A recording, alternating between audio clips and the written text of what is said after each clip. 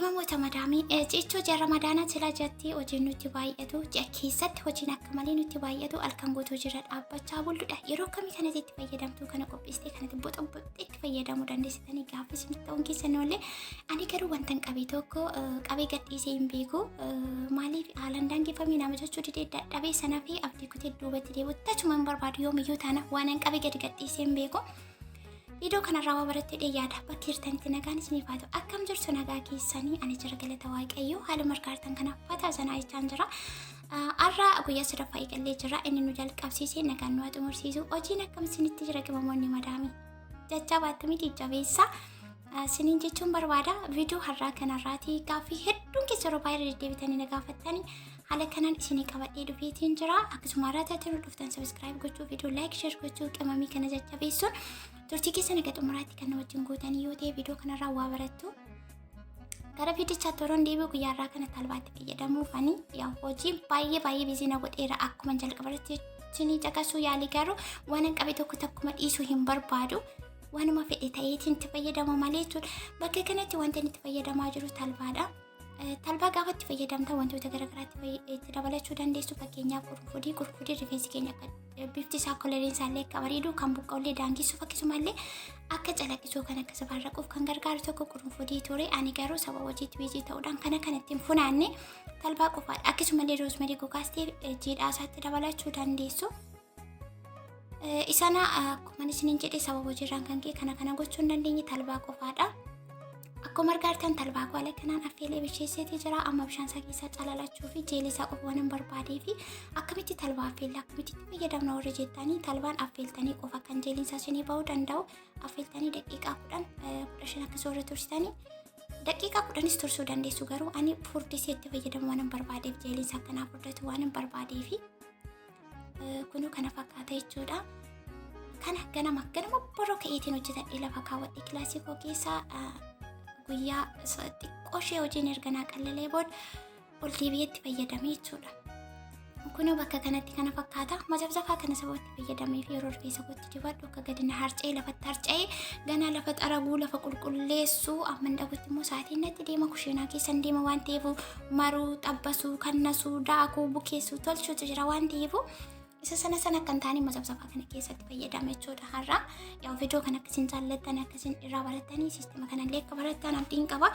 Akkuma argitan dura rifeensa koo kaa'ee jira jechuudha. Hiikeen kaa'ee jira.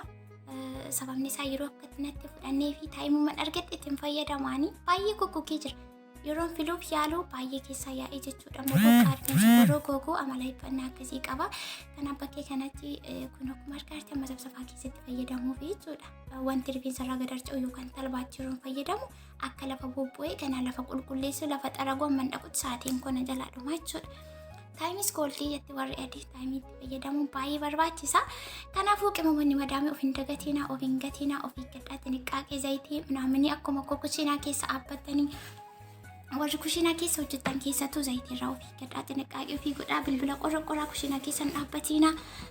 Wanti hundumaafiyyuu yoo isin jiraattani waan ta'eef fayyaan fayyaadha Oromoon gaafa mammaakoo kunoo bakka kanatti amma dibachuuf qophaa'ee jira jechuudha. Kun akkuma argitan talbaan haala kanaaf fudhatee jira. Qodaa xiqqoo kanatti dura baasii kilaasii koo keessa kaawwadhee qabbanaa'ee haala bareedaan eegee jira. Garuu lafa keenyaan baay'ee furdatee harka koo suuqumaan jira jechuudha.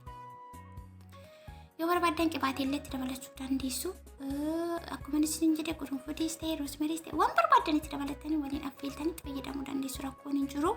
Qibaatii gaafan jedhu garuu erga talbaa danfistanii irraa baastan lafa keessanii lafattidha kan itti dabaluu qabdan malee waliin danfistu miti jechuudha.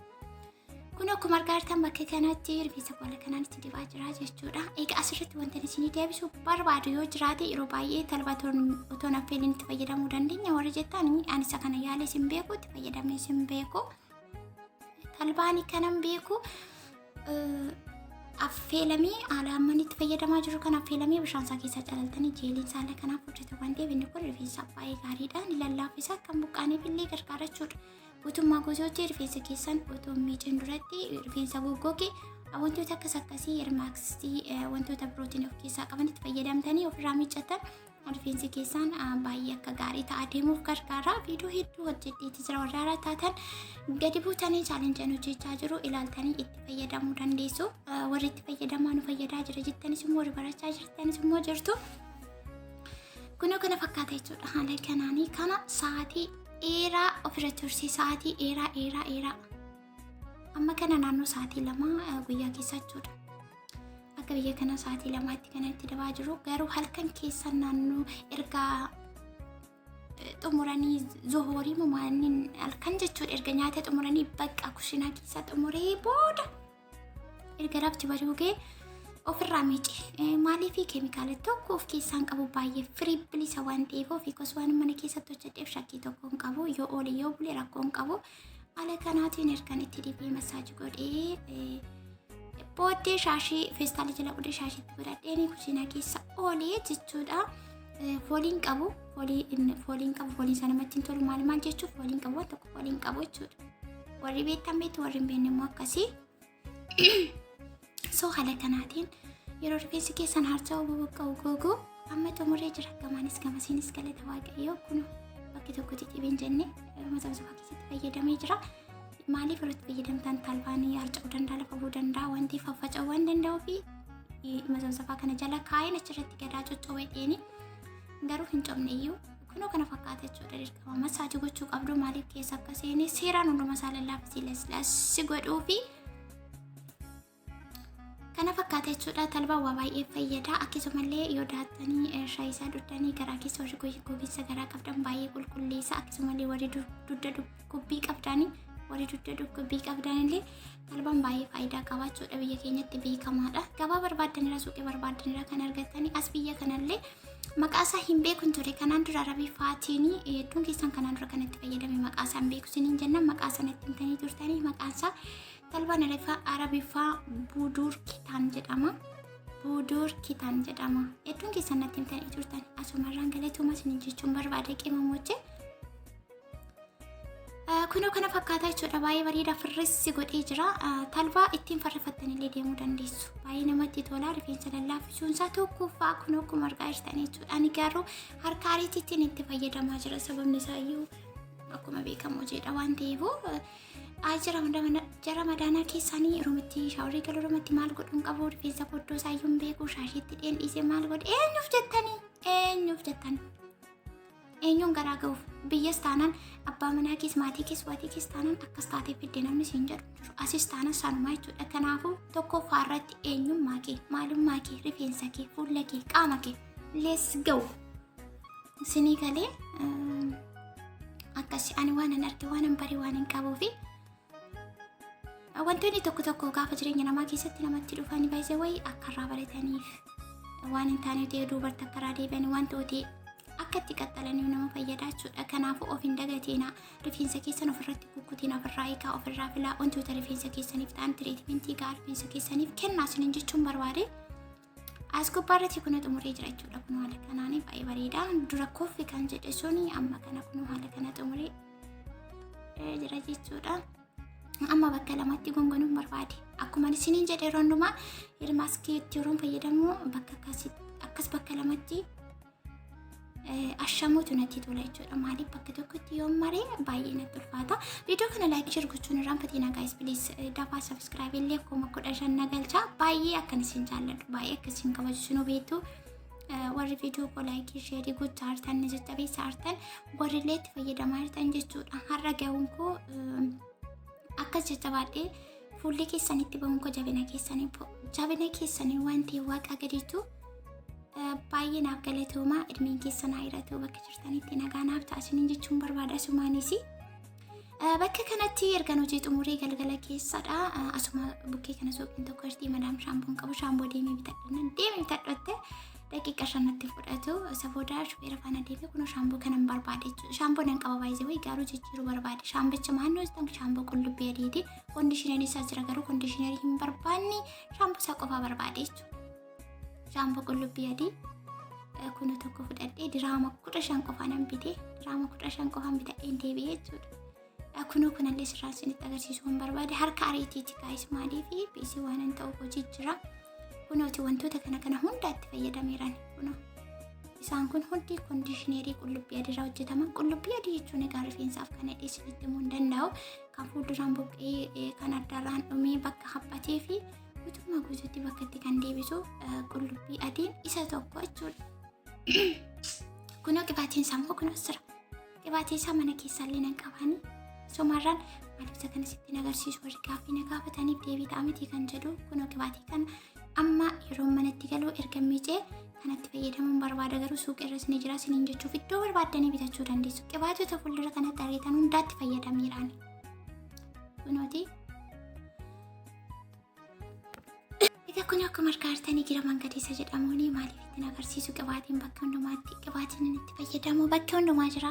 Maaliif hin jedhu daawwattoota koo warra na hordofanii jechuufi kun akkuma isiniin jedhee shaamboo goshee kana bitadhee dhufee shaamboo qullubbii adii baay'een jaalladha. Rifeensa guddisuuf illee herkiroo jedha baay'ee fixanatiitiin kan dheeressullee qullubbiin adii jechuudha. Shaamboo isaa kondiishinarii isaa qibaatii isaa jira guutummaa guutuutti. Kun ammoo bakka kana miicuuf jechuudha halkan keessa baay'ee dadhabeen jira. Dadhabus otoo miiciin otoo sirreeffatee rafuun barbaadu jechuudha. Wanti hundumtuu akkuma barsiifattan akkuma fafansiistanii kunoo haala kana lallaafsi baay'ee namatti tola dhugaa dubbachuu fi viidiyoo shortii gochaan deema sababni isaan dheerata waan ta'eef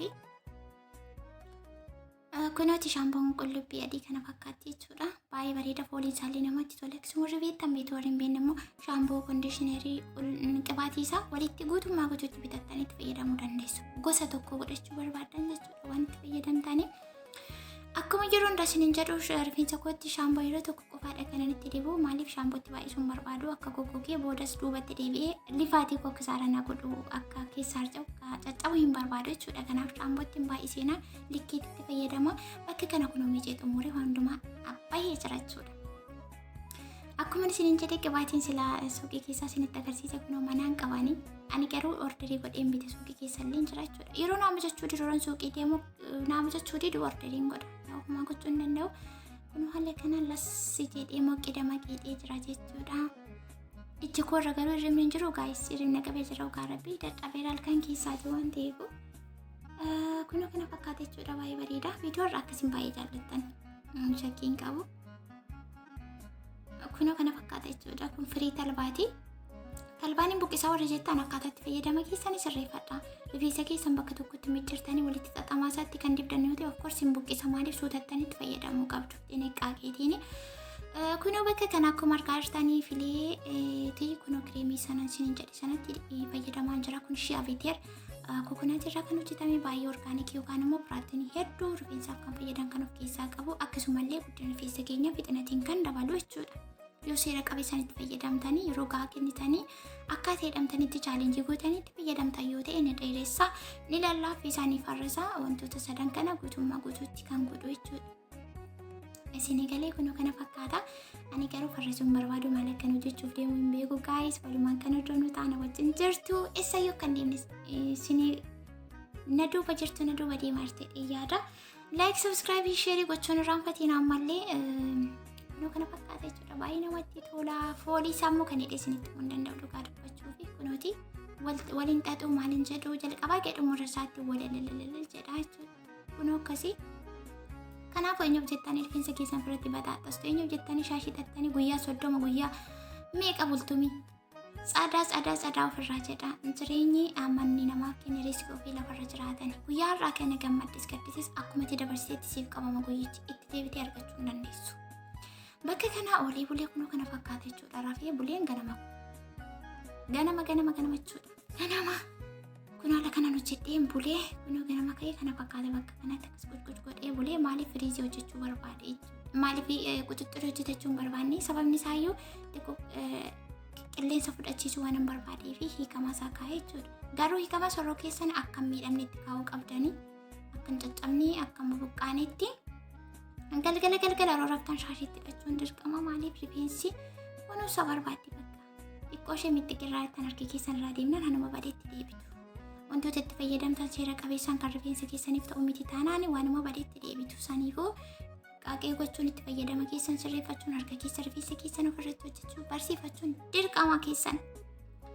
Akkasii kana fakkaata hagammatti waan wajjin turtanii fi hedduu galatoomaa dhumni isaa malee akka fakkaatu baay'ee bareeda ammallee baay'ee jarjaraan jira jechuudha.